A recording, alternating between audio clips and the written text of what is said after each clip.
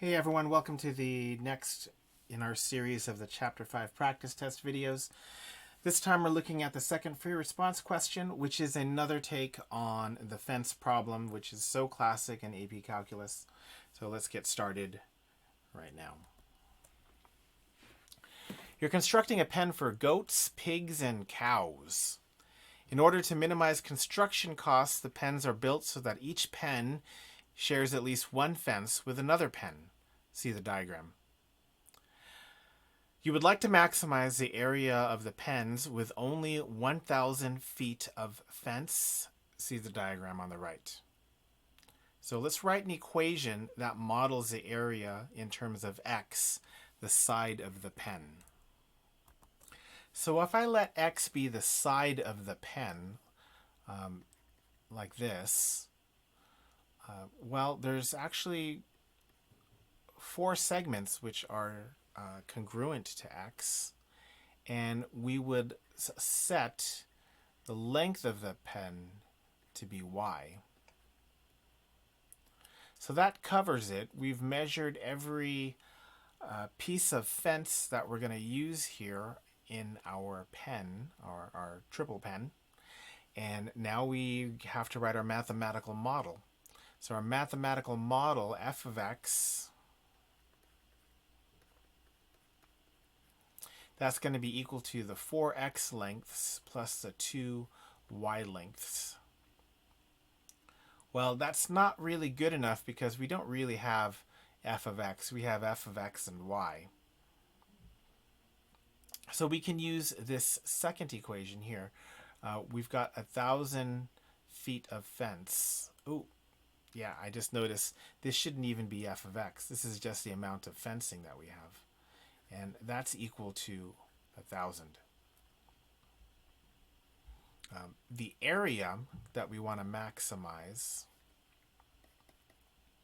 that's going to be equal to x times y, or just the length times the width of the entire pen. Now, to simplify f into just one variable, we're going to use our secondary equation over here to solve for y. So, solve for y. You get 1,000 minus 4x over 2 is the same thing as y. You have an opportunity to simplify that, so let's simplify that. You got y equals 500 minus 2x. We're going to take these two equations and we're going to mash them up together, and we're going to get f equals x multiplied by 500 minus 2x, or to make derivatives easier, 500x minus 2x squared. So that takes care of part A, the equation of f of x that models our pen. Part B is to find any critical values. Critical values happen when the derivative is either 0 or undefined. F is a polynomial function, so it is never undefined. So we just need to find out when the derivative is equal to 0. So our derivative is 500 minus 4x. And that also gives us that our critical values are x equals, what is that, 125? Yeah, 125, that's it. Now is a good time to talk about domain so that we can use a candidate test. So let's go back up to our diagram. Now you could probably imagine that we can get x close to 0. Of course, if x is 0, we wouldn't be able to hold any pigs, cows, or goats. And then in the opposite direction, we can set the y value equal to 0. So in one instance, we're taking x and we're shrinking it down to 0. And the other instance, we're taking y and we're shrinking it down to 0. So when y is equal to 0, x is equal to 250. How did I get that? Right here. If x equals 0, y is 500. Hello.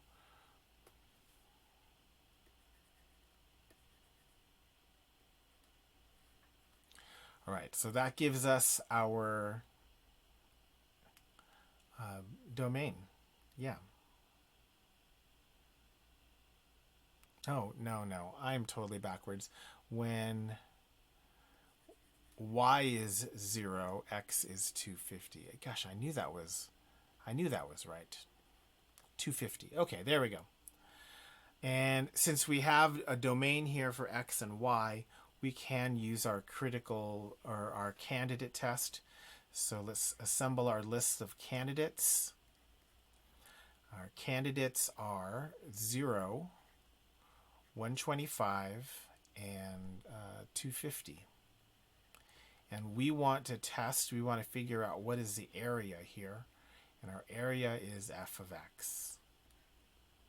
So let's evaluate all three of these. F of 0 is going to be equal to 500 times 0 minus 2 times 0 squared. Yeah, that's equal to 0.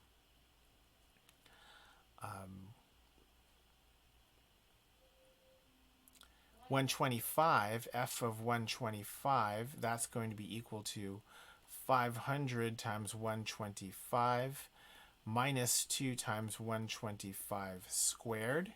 That is equal to 31,250.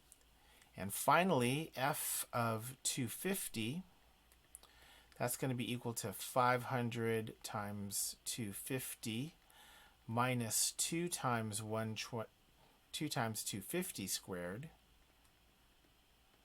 And that's equal to, that's equal to 0. This is kind of a neat trick. Look at this. 500 is 2 times 250.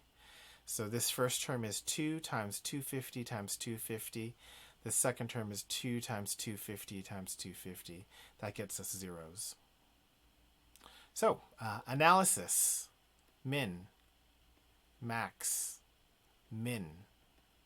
Okay. No need to look at the number line or anything like that. If we have a closed interval, use the candidate test, and that shows us where the minimum and maximum values are. I think I got ahead of myself here, right? Part B was our critical values, and part C is our candidate test. So describe the dimensions of the pen that will maximize the area. So if x is 125, then y is equal to, 1,000 minus 4 times 125 divided by 2.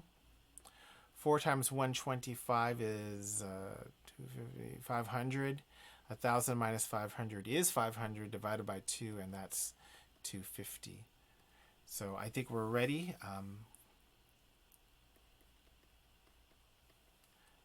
Let's write our summary statement.